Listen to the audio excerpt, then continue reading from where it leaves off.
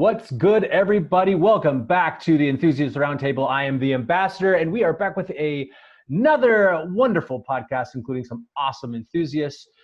This is episode number 15. 1-5. Awesome. And we're also we are glad to welcome back someone from way back in episode 3. It was actually our very first Zoom roundtable. Put your hands together, or just click your mouse wheels for Nicholas Laschkewitsch. What's up, Nicholas? Hey, everybody. Thanks for having me back. It's a pleasure to be here. I had a lot of fun the first time. So I'm really excited for this. It's going to be great. Yeah, man. We're so appreciative. It's funny that we're still doing the Zooms, but we're happy to have you back. And then welcoming for the very first time, you may know him from Instagram. You may know him from Universal. You may know him from just hanging out at every single park ever. He just happens to be there because he's that cool. It's Mr. Carter Robertson. What's up, dude? What's up, guys? How you guys doing? Doing great, man. Thank you so much for joining the show. And it's true. Thanks for having me. How in the world, Carter, how in the world are you at every park, like everywhere, all the time?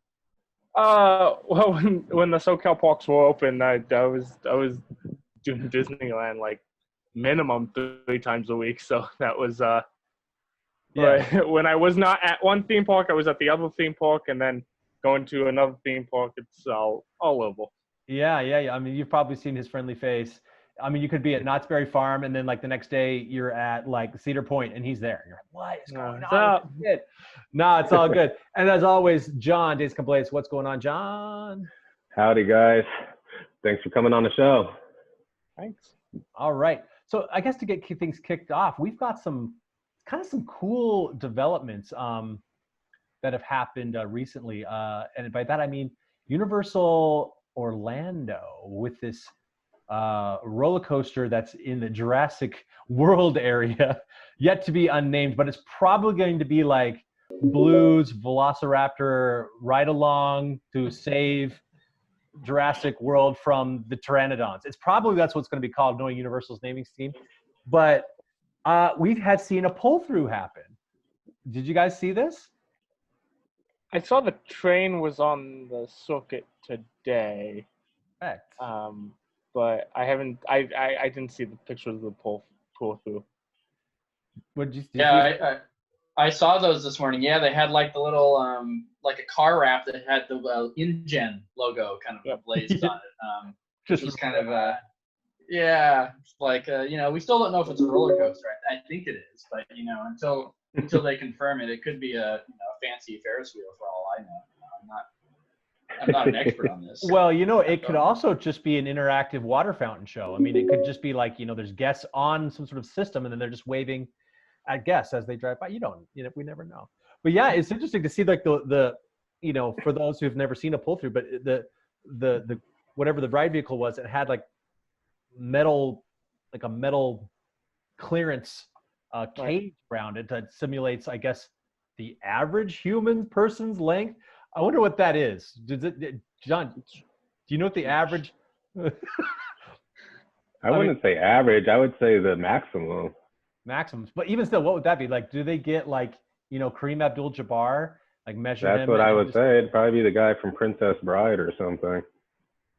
Oh, rest in peace. Rest in peace. Rest in peace. I know it's based off 98th percentile male, so it's part of the official ASTM standards, the standards that sort of govern safety for amusement rides and attractions.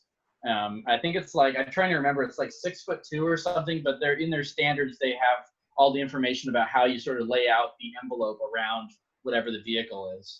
Nice. And see, this is why we bring an ACE representative to the show, because he just pulls that out of his back pocket. Like, oh yeah, no big deal. No, I got all those standards right. I actually have them printed out up on my wall. Don't look behind me. It's not there. Yeah, but I mean, are you guys like stoked for this coaster? Like, what are your thoughts on this yet to be unnamed Intamin track ride? It looks awesome. Right. It looks like one of the best coasters in Orlando. That is, if it's a coastal. So yeah, it's and not to say not only the coastal itself, but all the scaffolding that is around what looks to be track. It looks really cool. It really Yeah, does. I've seen some virtual ride-throughs that some fans have made on YouTube of like what they think it's going to look like, and like even if it's remotely like what those people are thinking, it's like it looks amazing. The layout is so intertwined with itself, and we don't even know what most of the theming is going to be like. So it's going to be really exciting to see all of that come together, because I don't think it's going to be standing out there like Hulk, where it's mostly just kind of there with nothing around it. I think they're going to hide and clad a bunch of it with theming, but what's the indoor section's going to be like? Right. And it looks like more and more indoor as it comes along. It's more of the track is getting covered and engulfed in structure. It kind of, the construction images that I'm seeing kind of, it reminds me of the construction images that I was seeing from Tehran in Phantasialand. Phantasialand. Yep. Phantasialand. Thank you. It kind of reminds me of that kind of theming. So it's very exciting to get a ride like that in the States. Yeah, I that's what I've always said. I think it's the Taran for the U.S. And over at our buddy Midway Mayhem's site, he posted some pictures of actual, like, I don't know if they're going to be auto animatronics or not, but basically raptors that have like still like the shrink wrap on them. Don't know if they're just going to be static or if they're going to be moving. Don't know, but exciting developments. Look, I've been saying this for a while. Not just with Universal, but Florida is going to be the place to be in 2021 if you think about it. Like if we get Iron Gwazi opening, and we get this Jurassic coaster opening, and then the cool thing that was just spotted a little while ago, that prototype GCI track that's on White Lightning right now. Like, I saw that. I don't even know. I know that they debuted, and that it's only track. a certain section too. Yeah. It's not the whole thing. It's just a certain part of it. And so it's like, they showed that off at IAAPA, but it was like, or no, it wasn't at IAAPA. It was actually at Fun Spot. It was there. Right, they showed it off there a year ago. Yeah. So they probably have some contract with them that they were receiving the first track. Sure. And I'm just excited. Because they showed it off. Yeah. What that's going to be like. Any thoughts? Do you think are they going to do some inversions with that? Or do you think it's just for maintenance wise, kind of like what the original Topper track was meant to do? Well, I know, like when I was at IAAPA last year, they've had a model there for the past couple of years that shows an inverting looping wooden coaster, basically where it was hard to tell from the model, but it looked like this sort of new steel track that they've designed was used only for the inversion parts of it, at least in the model. But when I was talking to them at the booth, they were like, yeah, we hope to integrate this new track design into doing inversions, like RMC is doing. So if that actually happens and they're able to sell some of that, it's going to be, pretty interesting to see how RMC or even the rest of the industry reacts to it. It's exciting to see new developments like that. For sure, because GCI has such a storied history of refurbishing and redoing and retracking wooden coasters, so they've got that experience on their back. Right. RMC kind of took the rug right from under from doing that, which is great. Well, I love RMC. I'm not saying anything bad about them, but I've said this before. I like that companies like GCI and companies like Intamin are kind of doing their response, almost like a rap battle. Like, what's your response to what RMC is doing? And it's really cool. That's like the new age of coaster wars. It's just, let's out element each other rather than out height or out speed or out length. Yeah. They have that option to provide that track if someone wants it now. Park wants, this track, or this track, we have it. Right. And I think it's also just that competition is so good because it'll just drive the price down, in my opinion, and that just only benefits parks and us guests, because we're going to get some cool stuff. Like, it's such an exciting time. It really, it's reminiscent of those early coaster wars. It's like, it's fun to have that kind of coming back again, and I really am excited for this new generation of younger enthusiasts who are coming up, and they get to, kind of relive what all us old fogies remember back in the day, So, yeah. Is there any other coasters that you guys are like excited about, like, or even like parks or anything like that? Like, what's been tickling your fancies? Well, but one thing I wanted to add real quick about the GCI track that I was just thinking about is that if I understand it correctly, that design is completely riveted and there's no welding in that entire track design versus RMC's iBox track, which is basically based on a welded I-beam sort of thing. So Right. it will be interesting to see how the two completely different design intents, like, you know, is one going to be a rougher or a smoother ride? Is one going to last decades longer? You know, that, I think that's what's really unique about it, is it's an entirely different way to do what RMC is doing, you know? And if you have to replace sections of track, is that easier than replacing an RMC track? You know, competition drives innovation, and that's what we're saying. And we're seeing the ripples of the Iron Horse treat from a couple years ago, and it takes a couple years to get to present day, and that's where we are. And GCI is catching up, and you know, I won't be surprised if we see other manufacturers like Gravity Group do the same thing. Mm-hmm.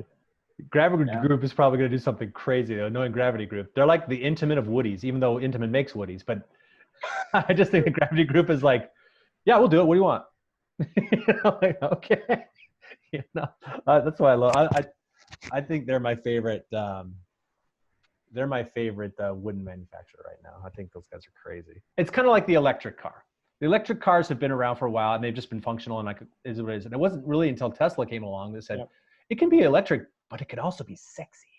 You know? Yeah. It's like let's take some of these elements, and while yes, here's how you're supposed to make it work, but let's make it just let's make it look good as well. I go back to the Immelman that's on Cannibal. You know, like that Immelman is just like, it doesn't look like any other Immelman. And it was like some in-house guy from Lagoon, you know, who's like, hey, I got this idea, guys. Let's try it like this. And, you know, and it's like, wow, what a concept, you know? Is that what he sounds like? When he totally sounds like that. Cannibal? I was going to say, that guy, his name was Dal Freeman, and he used to work for Arrow back in the 80s and 90s before designing Cannibal. So he certainly has seen a lot of interesting coaster stuff over the decades. See, again, everybody get an ace rep legit on every single one. Like, I'm going to have you just like on like my text messages for every like thing going forward. I'm going to be like, hey, I'm about to ask this question. What's this guy's name?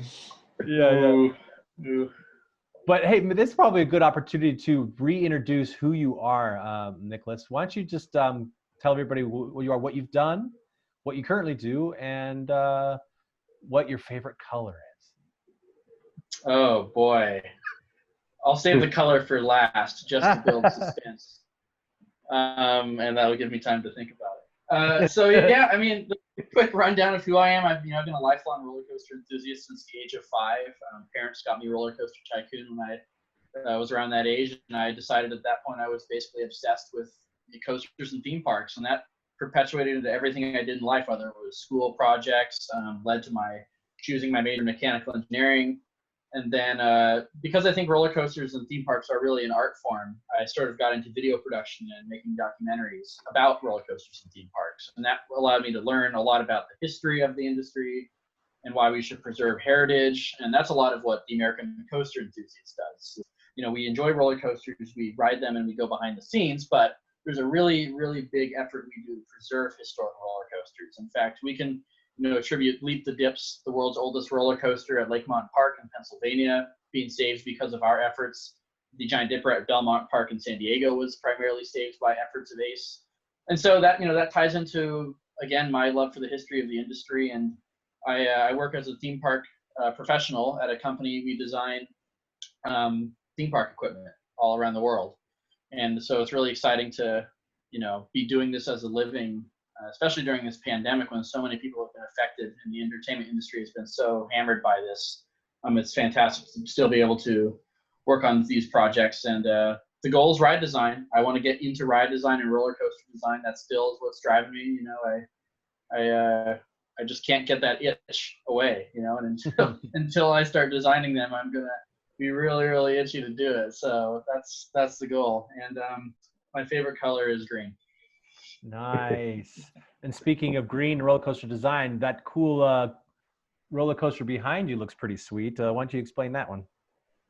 Yeah, it's nothing I designed per se, but my good friends at Connects made this set. A friend of mine got it for me for my birthday. Because basically, anybody who knows me for 5 seconds knows I'm obsessed with this stuff, and so yeah, the cats like to play with it.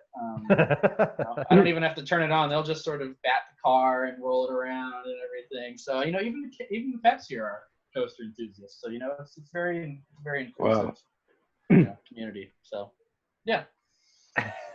And I think also he was too humble to brag about one of his most famous accomplishments that people watching may have known. It's the Legacy of Arrow documentary.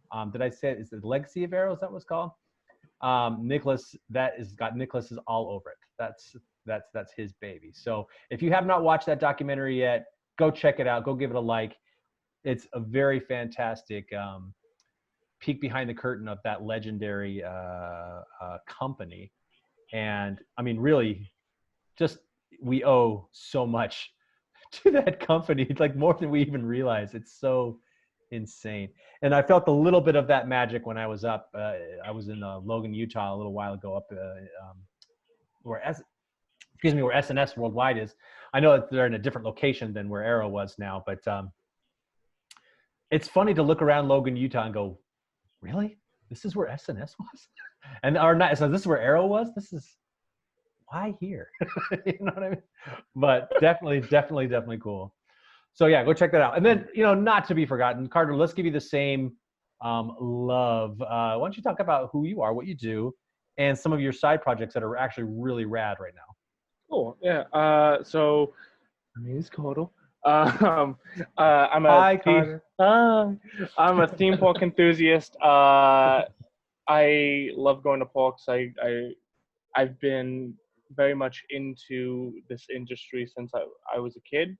I didn't get too much into roller coasters until I was a teenager, and then I found a whole community behind roller coasters, and that's where kind of the passion came from, finding out about the different manufacturers and slowly getting into the hobby. And then, but I always knew that I wanted to get into themed entertainment.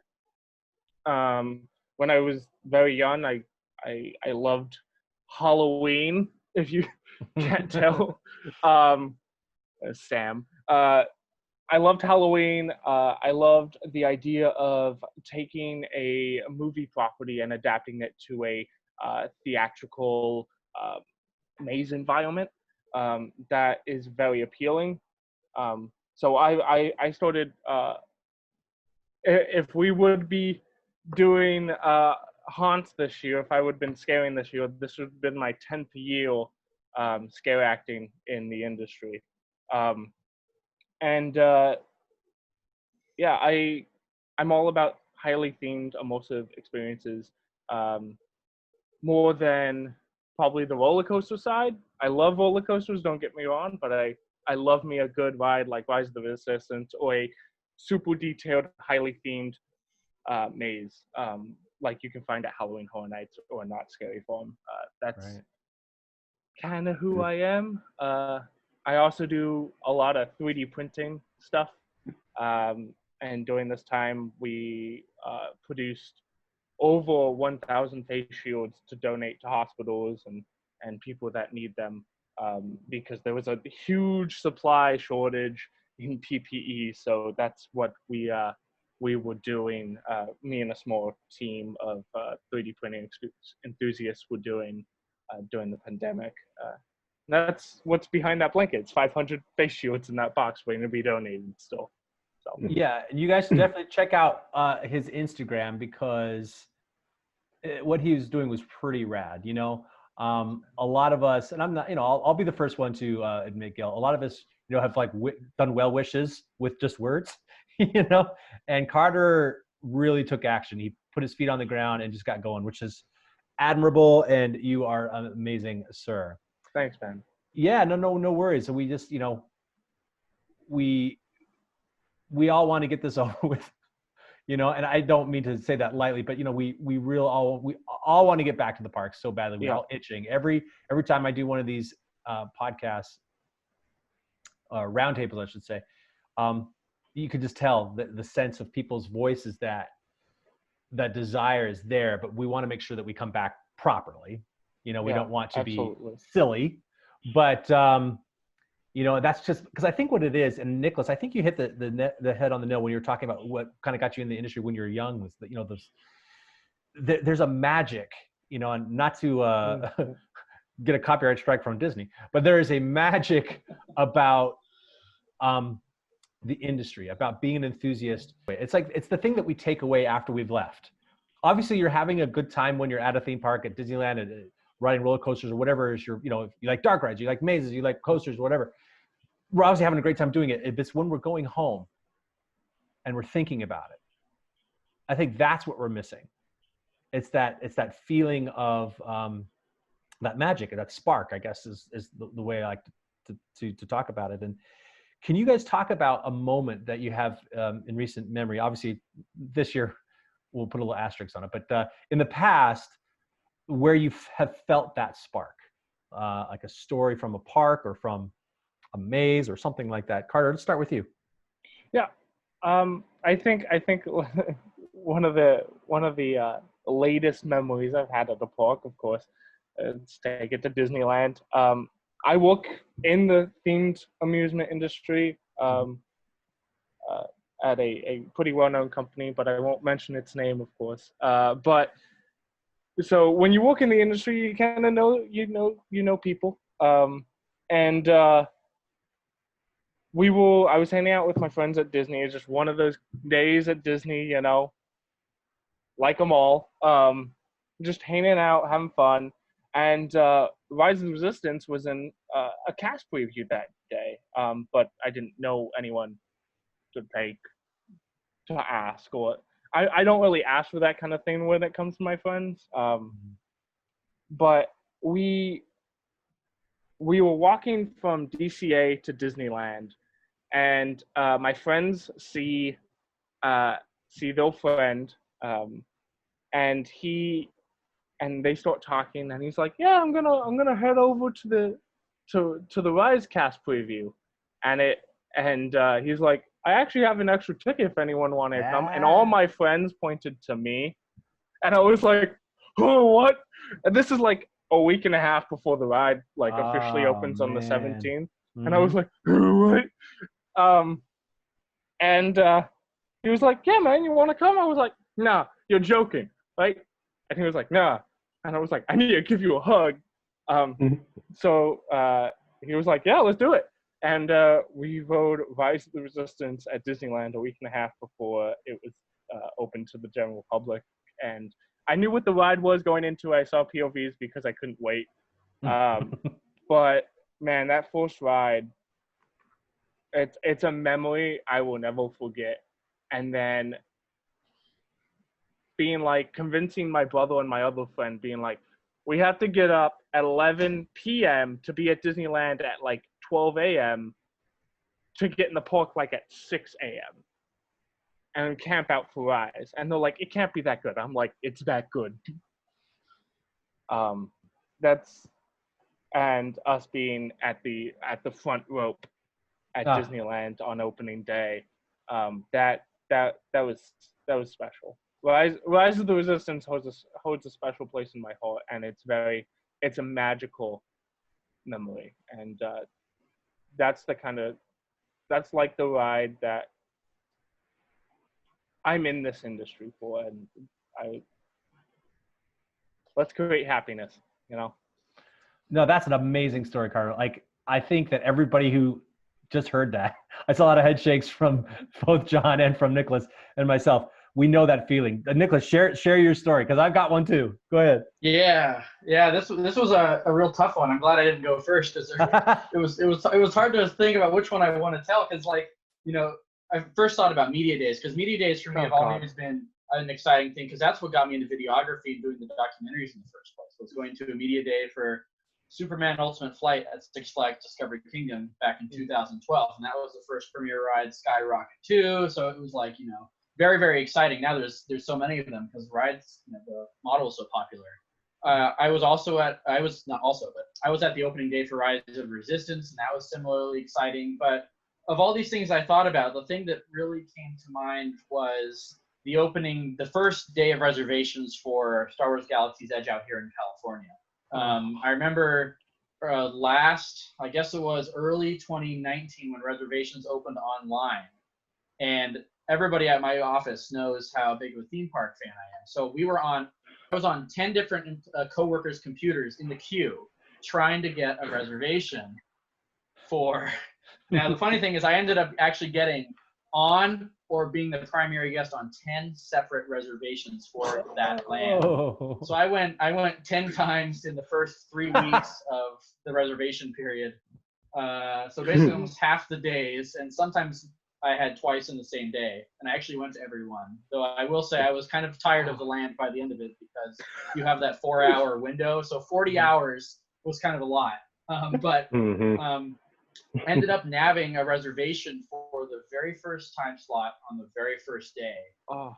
And I've posted a video on YouTube, basically, because I recorded the whole experience of getting into downtown Disney early, walking in the park, going into launch bay, getting the wristband, and then walking into the land, and then, you know, the roar of the crowd as everybody was going in for the first time. And then as we entered the land, and this is the entrance behind Big Thunder Mountain Railroad, where you go under the railroad bridge and then through the rockwork, and you sort of enter near the Droid Depot, I guess, if you will. You enter through that way.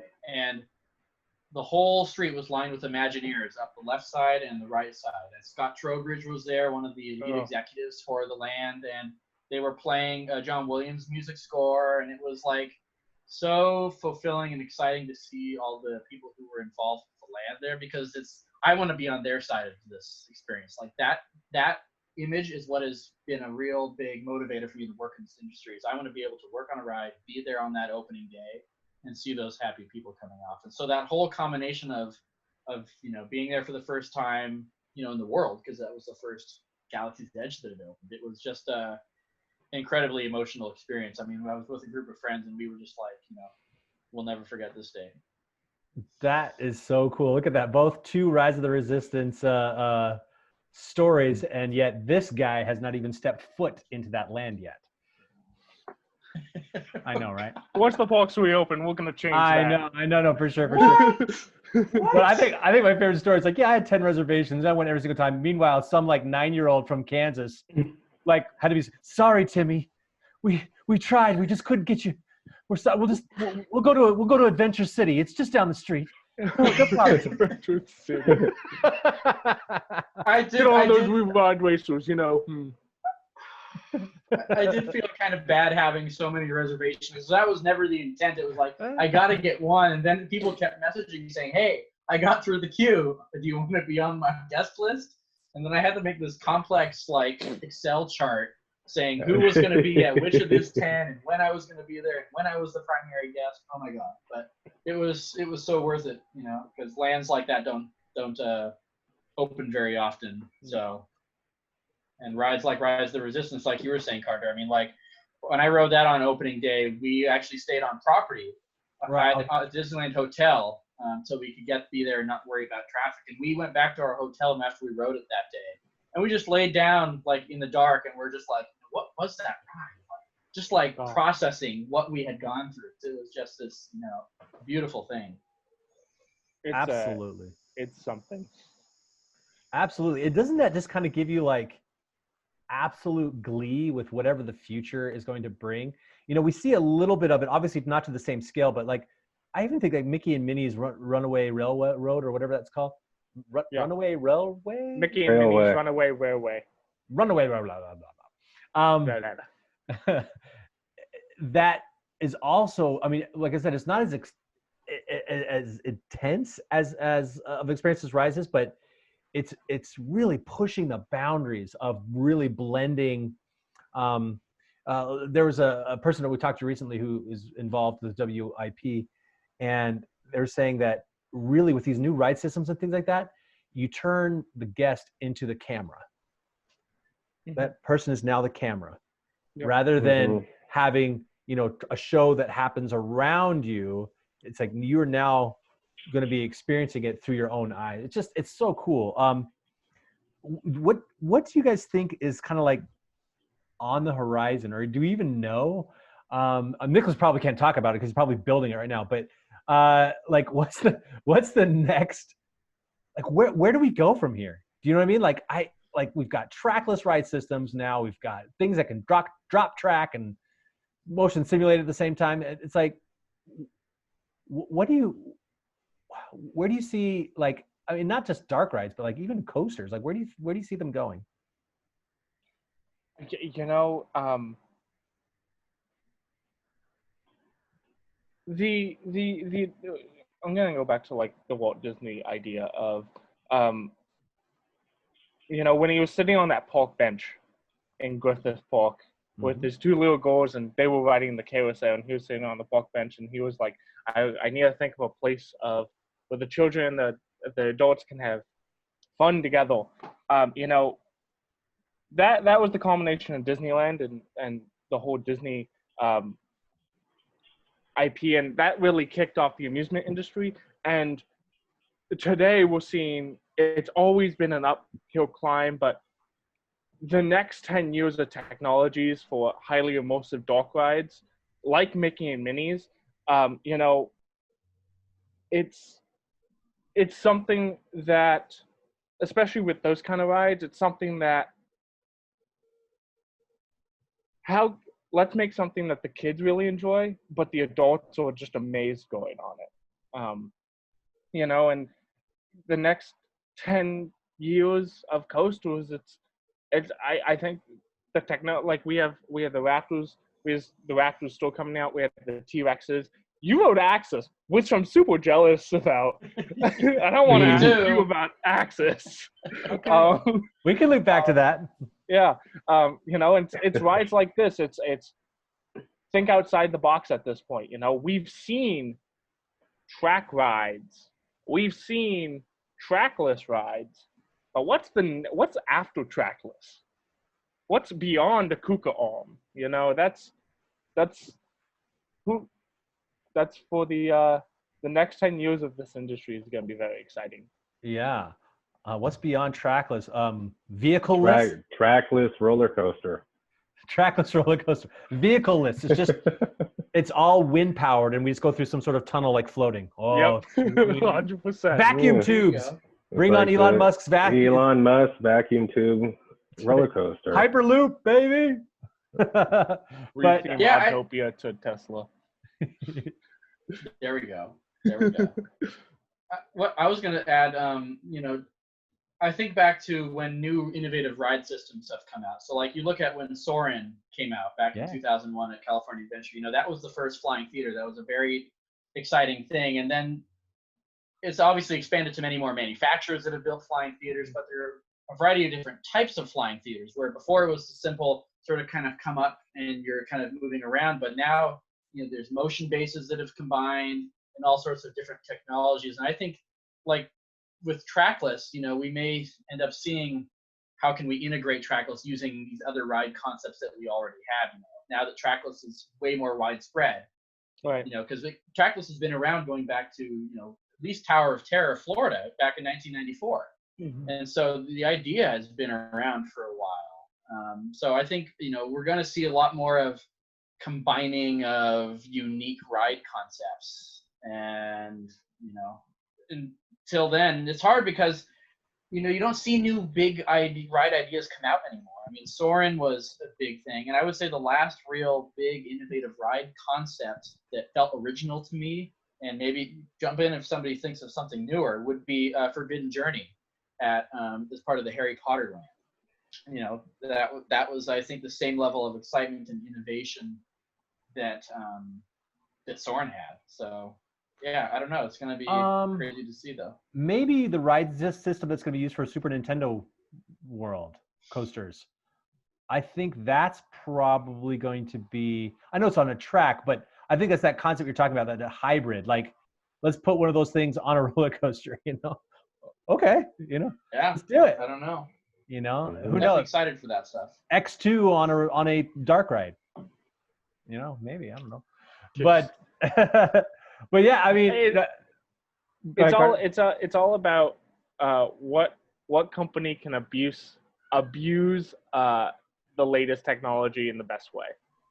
Sure. That the technology was produced not for this reason, but we're gonna use it for this reason to entertain people. That's what the amusement industry has always been about, you know. Let's take right. Because I think the trackless design vehicles, wasn't that like originally from like airport or like cargo, like they would move cargo boxes around like in warehouses and stuff like that. I think like for shipping warehouses. Yeah. Stuff So, like that. you know, and then just one innovative guy kind of sees it and goes, ooh. I mean, that technology dates back to little, like, you know, what are those called, toys? When you build those robots where they have sensors and. Oh, sure, yeah. You know, Amazon uses the same type of trackless technology in the warehouses. Yeah. I'm pretty sure.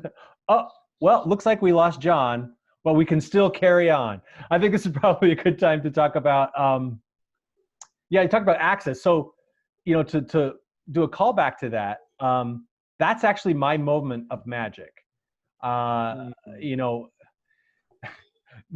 like it almost plays out like an episode of 24. If you remember that, like, you know, it'd be like Tuesday, 8 a.m. Doom, doom, doom, doom, you know, because I was going on a family vacation up to Yellowstone where we have a cabin. So we were traveling up through Utah on our way up there, and stayed with my brother-in-law in a city called Layton. And Layton is just north of Lagoon, the amusement park in Lagoon. And we spent the night there, and Lagoon was only open on the weekends, and we were there on a Thursday. So I was like, ugh, it's not open. I would have loved to have gone, but it is what it is. So just out of just weird circumstance, if you know, everybody pull up a map of Utah and let me show you something. No, like, so to go to Idaho, where we were going to go up to where the cabin is by Yellowstone, you could either continue on the I-15 and go that way up to a place called Pocatello and then move over, or you could have taken a detour and gone up to a town called Logan, Utah. And you go through this canyon. And I just told my wife, I said, hey, it might be fun just to, you know, we're not in a rush, you know, we've got a few days to do some stuff. Let's go up to Logan, Utah. It'll probably be prettier, the canyon drive, and we can take our time, you know, not that there's anything wrong with the freeway, just sometimes it's fun to take that scenic byway, you know, like we've got time, let's do it. So we were driving, we decided to go that way. We stopped so we could use the bathroom, and, you know, we stopped at, you know, Starbucks so we could get some breakfast and all that stuff. Just the timing of everything is absolutely insane. So as we're driving, you know, even the speed limit that you're doing just had some determining factor. We get up there, and I'm like, oh yeah, that's right. The SNS factory is up here. Let me check to see where it is on the map. Oh, it's right off the main route. If we're nearby, I'll just stop. We'll get some photos. It's a photo op, you know, because it's not a place. And I do want to put this out there. You cannot just show up to SNS Worldwide in Logan, Utah, and expect to ride access or even walk into the store. You cannot. So going into that, I was like, yeah, you can get close. I'll get some pictures, and then we'll keep moving on. So as we're getting closer, we see it, and I'm like, oh, that's cool. And then I saw some people on it. Like, oh, cool. I'll get some action shots. That's what I thought. Oh, at least I'll get some action shots, you know? You could have been family and friends. You never know who's writing this thing, right? Kind of hoping it was Alan Schucke because he wrote it a couple of times. So if you've seen that video, that was pretty cool. Someone invited Alan to go and write it. But as I'm driving closer and getting kind of closer and closer, I look and I'm like, that's Dan from Midway Mayhem. Wait, and I know Dan. Like, wait a minute. And I got closer, and then I saw Arthur, who is you know, part of Coaster Studios. I'm like, I know Arthur. Wait, what the heck? And I got closer, and they were all there, which is really awesome. And I was just stoked to see some people that I haven't seen for a while. And so, you know, I'm kind of going saying hey, and my wife was like, was this all set up? Were you guys talking beforehand? I'm like, no, like this is absolutely random. I had no idea that they were going to be there. You know, they had been traveling, you know, anyway. But I was like, oh, this is so cool. Nice to see you. And so I'm getting ready to take some pictures, and the nice rep, the HR rep or PR media rep, she looked at me. She said, "Oh, do you guys want to ride?" Oh, you're darn tootin'. No, that's right. Like I'm telling you, there was it's too perfect because, like I said, had we left earlier in the day, had we taken the 15, had we not stopped for the Starbucks, we would have missed it. You know, because they wouldn't have been out there because they were doing a tour inside before they came out to ride it. if they would have been inside and we drove by, I wouldn't have known they were in there. You know what I mean? So we signed a waiver, and my wife was like, "Oh, have fun." I said, "No, babe, get on this ride." And then we're like, "Well, what do we do with my 5-year-old son?" And the SNS guys that were out there, like, "No, we got him. It's cool." They're like, "Hey, how about this? You want him to operate? We can have him launch it." I'm like, So cool. yeah. So, here we are, front row on this prototype coaster. And if you go and check out our, we got a little video about it on Theme Park ERT up right now. They let my little 5-year-old son step up to the console, the panel, turn the key. He hit the button. The alarm was going off. And yeah, we got to ride it. And then also at the very end, he got to hook up because it's so prototype. They have to manually hook the little restraint release box like individually, and like he got to turn the keys and release everybody. And what a wild experience. I mean, the ride itself is absolutely fantastic. It's smooth. The launch is awesome, but they're not selling it with the launch, but the launch was awesome because it's, they needed to get you to speed so fast. But that did make me excited for the future of that ride, because yes, there was the excitement of being able to ride it, but if it had not been that fun, I would have been like, oh, thank you. You know what I mean? But like, I really do think it's going to be a ride that is going to be a hit. But coming off of that, and then the thing is, we had to go. Like, they even said, "Hey, you want to come in and do the tour of the factory?" I was like, in my brain, I wasn't thinking right, because I was like, we have to make it to Blackfoot, Idaho. We had to make it there by a certain time, and like my son was doing school because he's distance learning, and his school is about to start on the computer and all this different stuff. And I was like, no, I can't. Driving away, I'm like, why didn't I just say yes? I mean, we could have pretended like the computer had problems for his school. You know what I mean? Like, it could have easy. I wasn't thinking, but the whole time as I was walking away, I had the biggest grin on my face, because I knew. Well, first of all, that's like one of the first roller coasters I've been able to ride in a long time. But not only that, I got to experience something that's a rare credit. So that was like a little bit of a, right? Yeah. But also seeing people that are other enthusiasts that I'm actually friends with was, like Carter, you talked about that. Like when you're at Disneyland with your friends, it's such a social thing. Like I love movies, and I'm sure you guys love movies too, but there's something about going to a movie by yourself, which I've done. It's not as fun as going with someone else.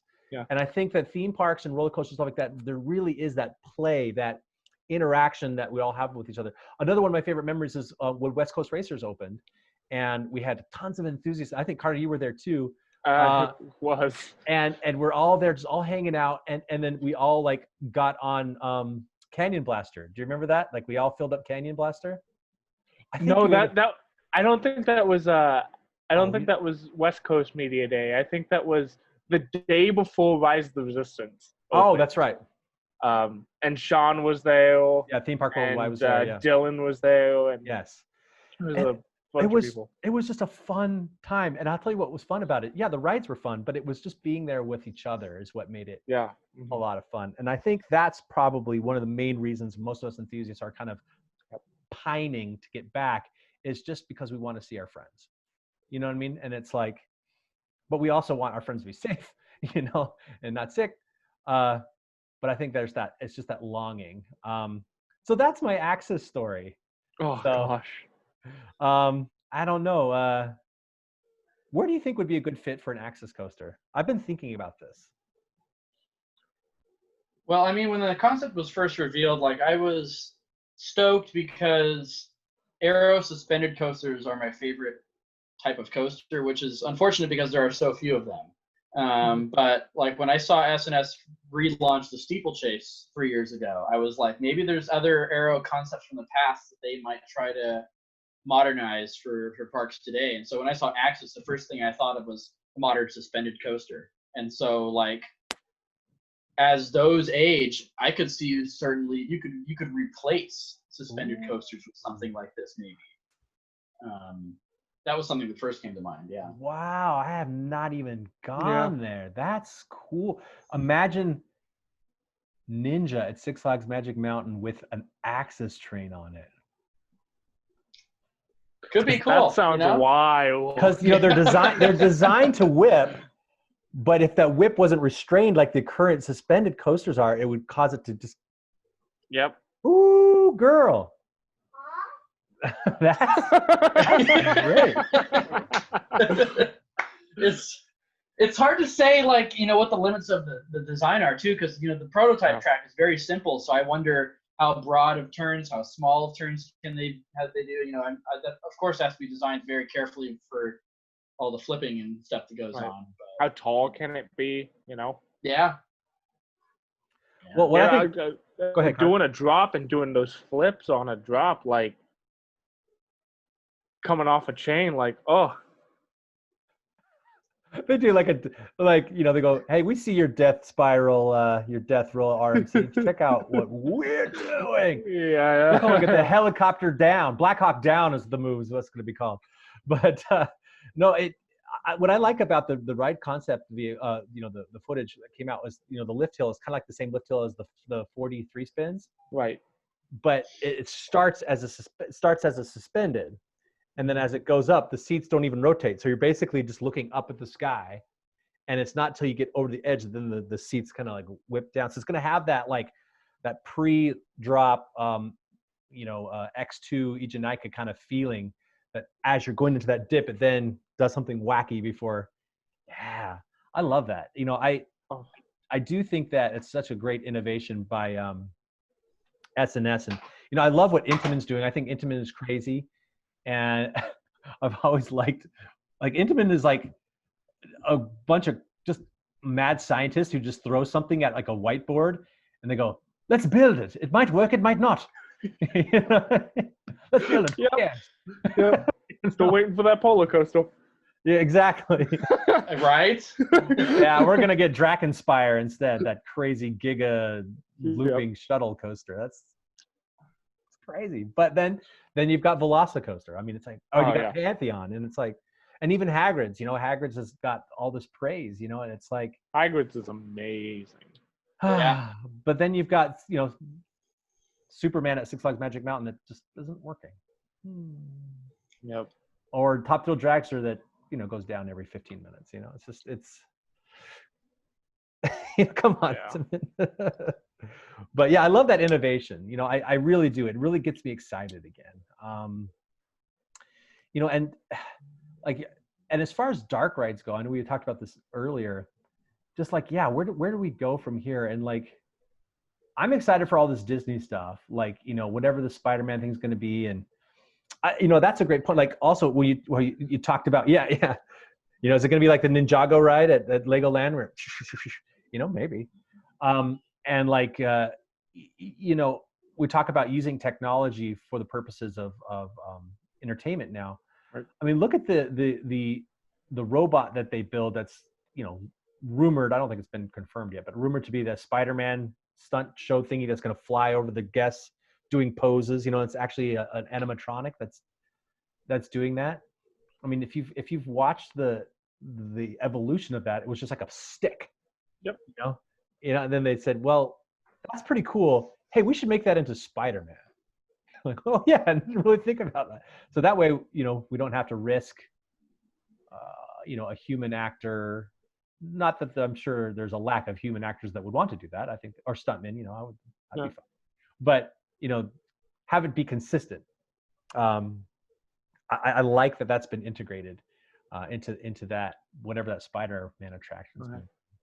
Right. It's one thing where technology is driving a lot of what we're seeing, but you can't just take something that's a new form of technology and then base a ride around that.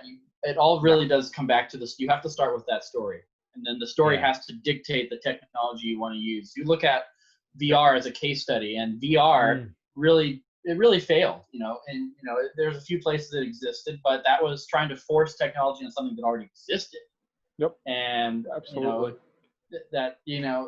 Technology is certainly a part of it, but you have to start with the idea first, and not look at this cool little sensor or app or light. Okay, what's the story? We have to use this somehow. There's a lot less meaning to it, I think, if you do it that way. Right. No, absolutely, and I think that's why Universal's kind of killing it right now, because they've they're starting to, I mean, I say right now, they've been doing it for a while, but I think just more recently with, you know, Disneyland really, and Disney IPs have really kind of nailed it. They're like, let's storyboard it. You know, they brought in their animators. Let's bring in their filmmakers to concept this ride. You know, that's a concept that, you know, makes sense. Let's tell a story. Obviously you can't tell an entire story, but it has a beginning, a middle, and an end. And so, I don't really, I mean, there's going to be some fun rides at Disneyland, but I don't really see them building like a high thrill ride if it's not, you know, Mission to Space. But, you know, like a high-end roller coaster. Tron roller coaster looks fun, but I don't think that you're going to come off that going, I'm done. You know what I mean? I need to sit for a second. You know, it's going to be, so it can be re-rideable. But, you know, Universal was just like, we will, you know, let's take some of that storytelling. Let's spend some more money to tell that story, to just make a ride that much better. And I like that they're doing that. And I think Busch Gardens sort of started doing that with like for Bolton and things like that. Hopefully they kind of go that way. And you know, SeaWorld to an extent. Six Flags, we got West Coast Racers. Sort of has a story. Sort of. Kind of. I took one of my friends he came out for Rise opening, the opening week, and when I took him up to the Six Flags to ride West Coast, and we were in the queue, and he turned to me, and he's another one of those, you know, we actually do a podcast together. He turned to me and he was like, Six Flags theming is literally watching paint dry, and I was like, yep. But you know what? I'll take it. I will say the first time I rode Justice League Battle for Metropolis was the one at Six Flags Texas, and I came off of that ride blown away for the quality that I'm used to at Six Flags. I think they did a real phenomenal job with that attraction, and I'm really glad they rolled it out to as many parks as they have. I mean, and even looking at Magic Mountain, the specific stuff they've done, West Coast Racers, of course, being the most recent, but as they've redone the whole back of the park with Gotham City and the boardwalk area and everything, it's certainly not at the level of Disney and Universal, but it's at a level where I can tell they're trying, and I care more about it now too. It's one of those things. It's let's add a new ride, or let's renovate a new ride, and when we do that, let's beautify the area around it. And you know, we can joke, or I can joke all day long about, you know, what kind of theming that goes into it and X, Y, and Z, but like, it's theming nevertheless. Like, we're gonna add a Six Flags park. You know, it's something we're not used to seeing at a Six Flags park, and going into the future, you know, they have to, especially with Six Flags in California, they have to compete with the Disney, the Universal. So the market out here for theming is more hungry than, you know, in the middle of the country. So, you know, it's we're gonna take what we can get when it comes to that kind of thing and Six Flags. Yeah, and I think they could even take cues from Knott's Berry Farm. You know, oh, absolutely. Like, you know, don't set your aim super high with, you know, Disney and Universal stuff. You know, I'm not saying that Knott's Berry Farm is small potatoes, because they're not, but like, I think that's kind of more the realistic kind of direction that they could take it. Look at Silver Dollar City. Look at Dollywood, where they've said, yeah, if you beautify it, yes, you can have rides, and it worked in the 90s. It worked in the 90s into the 2000s. We're just all about rides. Come check us out. Have some chicken strips, you know? Yes. But I think that, you know, when you go to a hotel, I mean, why do you go to a hotel? You just need a bed to sleep on, right? Just need a shower, need a bed to sleep on. But you're going to want a little bit more to that. And that starts to bring people more into your hotel if it looks a little nice, has a little nicer features, maybe has continental breakfast. You're going to go, oh, okay. So yes, it's becoming beyond more than just a place to sleep and take a shower. And so I like that Six Flags, you know, under new management, we'll see how they do with this guy that came over from PepsiCo, who I got to talk to for about 5 minutes, which was really cool. He brings a little more youth and I think enthusiasm, because Pepsi understands branding. They understand branding pretty darn well. Yeah. And I think that if you want to change the branding of what Six Flags is known for, because I mean, think about the golden age of Six Flags. It was that dancing Mr. Six, branding. And they've gone away with it now. And it's now just kind of been like, yeah, just come, well, here's a new ride. Now it's go big, go Six Flags. Yeah, right. Yeah. Right. So, I think that he will probably bring back in. I mean, if the underground is any indicator of where they're going to be going. I was at Six Flags Texas just recently as well, over Texas, I should say. And those have got some great themed areas, I think that they go back to the roots. The first Six Flags had a lot of firsts, and you just start bringing that back. It's not that hard to do. It's I know everything is money, but I mean, look at Scream. I mean, Scream, it's made fun of because it's the parking lot coaster, and it's a great ride, but you add a couple of trees that have some near miss elements. You add, just something, it'll make it better. I mean, the soundtrack on X2 and the flamethrower does add something. It does. It's funny, and those are elements that really didn't cost much more. So, I'll say that when because I'm so used to our Space Mountain, in California. Yeah. I love our Space Mountain. I love that soundtrack. That soundtrack is my ringtone. Love that soundtrack. I went out to Florida last year and went out to Magic Kingdom for the first time being at Magic Kingdom. And I rode Space Mountain out there for the first time. And we were riding it. And I was like, where's the music? I missed the music. And then I got bashed on the side, bashed on the other side. Yeah. And I was like, soundtracks and little touches like that make so much of it when it comes to themed attractions. Yeah, absolutely. And, speaking of Space Mountain, I mean, look what they did with the Space Mountain in Disneyland Paris. Oh, yeah. Like, it's like, even just going a little bit of extra effort. I know, they sit on mountains and mountains of cash, but, making it unique. And it's, I understand clone rides, you can do clone rides, but, we got the Batman B&M inverts that like, well, ours is blue and black, or ours is yellow and black. Oh yeah, well, ours is a slightly different color gray and a different color blue. Yeah. We have a tunnel. Yeah, right. Yeah, right. In the queue. Hey, but I do think although I actually like the theming of Batman. I think it's kind of cool. It's like, let's just bring all the trash from the park and put it over here and call it Gotham. It works. It works. There's trash. It definitely works. But yeah, I think you're right. So all you Six Flags executives who are obviously watching this episode, just invest a little bit. I mean, even like flowers, or like, I'll tell you the one big thing I think would be great. Back, guys. Hey, and we got John. We were just talking about wouldn't it be nice? Flowers. Wouldn't it be nice if like the concrete at some of these Six Flags parks was at least coherent? Like the concrete on the ground wasn't just like a patchwork of here's a random triangle next to a square next to a circle patch. It's like some cobblestone would be kind of cool, or maybe just do a flat.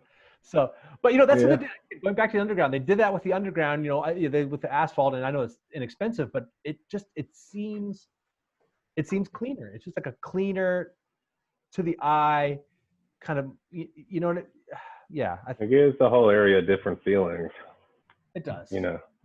Yeah, it makes me think of California's Great America has done a lot of park-wide infrastructure updates in the past few years, a lot of which has related to the pavement in the park, which for the longest time, probably since the 90s, was just black tarmac that was, a lot of parks have. Magic Mountain has a lot of that. It gets really hot. And they've replaced a bunch of it with pavers and stones, and it doesn't feel like you're walking around like a parking lot anymore. It feels like you're walking around like an actual park, a natural environment. Like it makes sense and it feels right. It's better to it just feels better on a hot day to walk around and see it.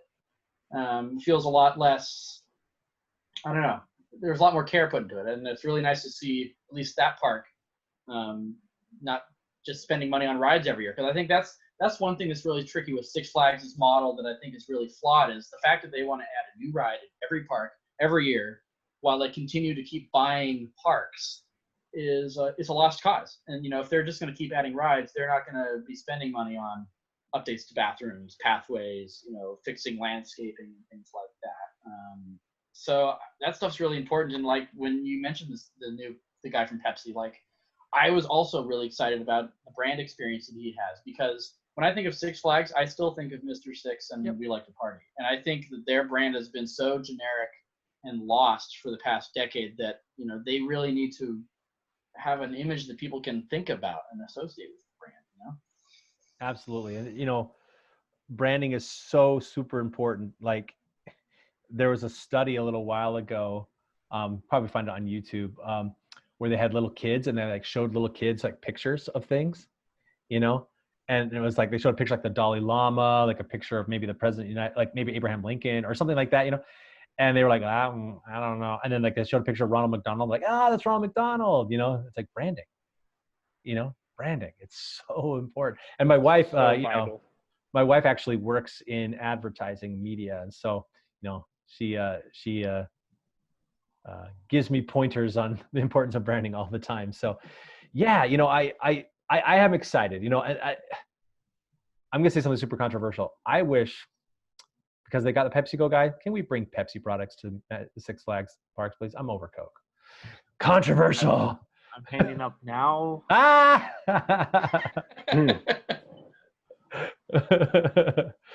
Coke is everywhere. They're a monopoly. Let's. That's because it's better. That's because it's better. Facts. Wait. Holiday World joins the chat. Uh-oh. Oh, hey. Hey, how you doing? But yeah, like it is exciting. I really am excited for all sorts of fun things. So let's play some hypothetical. We'll call it hypothetical road trip. Where are you wanting to go? What's next? Once everything is safe and free and you have unlimited funds and unlimited days off, where are you taking your hypothetical road trip? Oh boy. Nicholas. Well, this year I was planning a trip that was going to involve Coney Island. I wanted to be there for the 100th anniversary of the Wonder Wheel. And I've never been to New York. I've never ridden the Coney Island Cyclone. And so that was something that I would like to do, hopefully even next year or the year after, as soon as it's safe to do so. That's something I really want to go out and do. But if we're talking about big goals, infinite time and infinite money, then big parks I definitely really want to go to are Tokyo Disney Sea, Efteling, Phantasialand, Europa Park,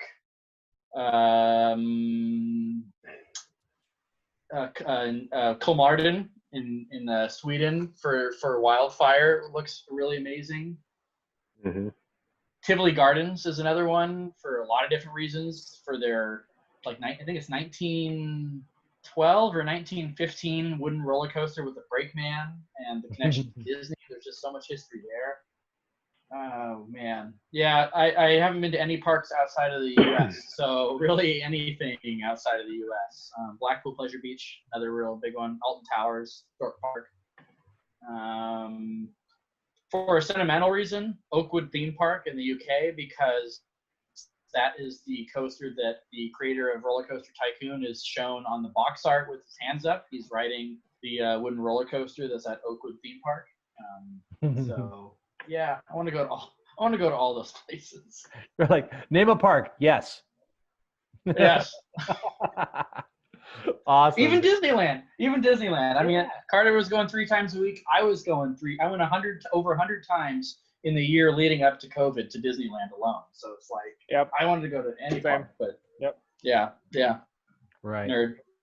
No, you're in good company. Carter, what about you? I'm gonna stick on the Disney trend for my brand, I guess you can say. I want to see every castle park in one year. I want to do every single castle park in 1 year. I think that's a bucket list goal. You can see the park separate year, sure, but I want to do every single castle park in a year. Does that include Castle Park in Riverside, California? No. Disney Castle Park. Good question. I still need those credits. I have not been there. There we go. The heavy hitters like Phantasialand. I was fortunate enough to do Alton Towers back in 2017. Doing Smiler was awesome. But all the big UK parks like Thorpe Park, and I wanna get out to do those, and but the big like Nord goal, Disney Nord goal, I guess you can say, is to do every single Disney Castle Park in under a year.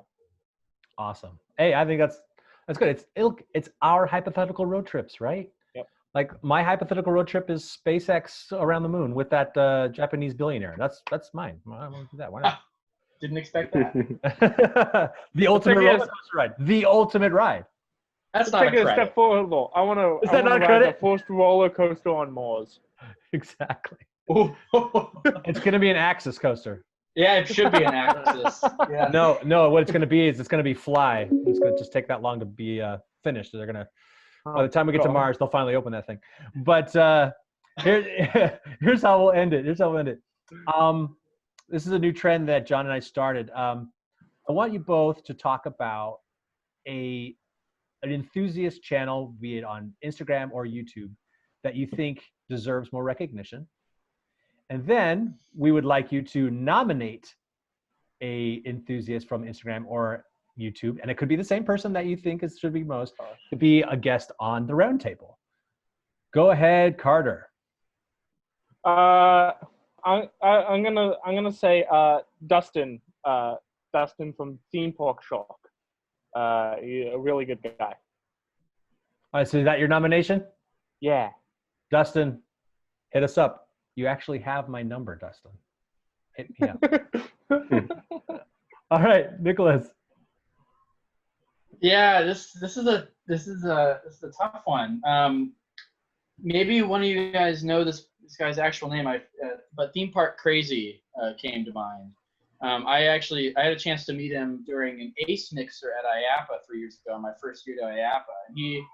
And he does really, really amazing videos, and he's an ACE member too. And so he's a really great person, and I think he certainly has a lot of followers, but I don't think people talk about his content enough because he does some of the coolest, weirdest things, top 10 list of this funky thing or history of this. And there's a lot of value, I think, in his content. So I would also nominate Theme Park Crazy as well.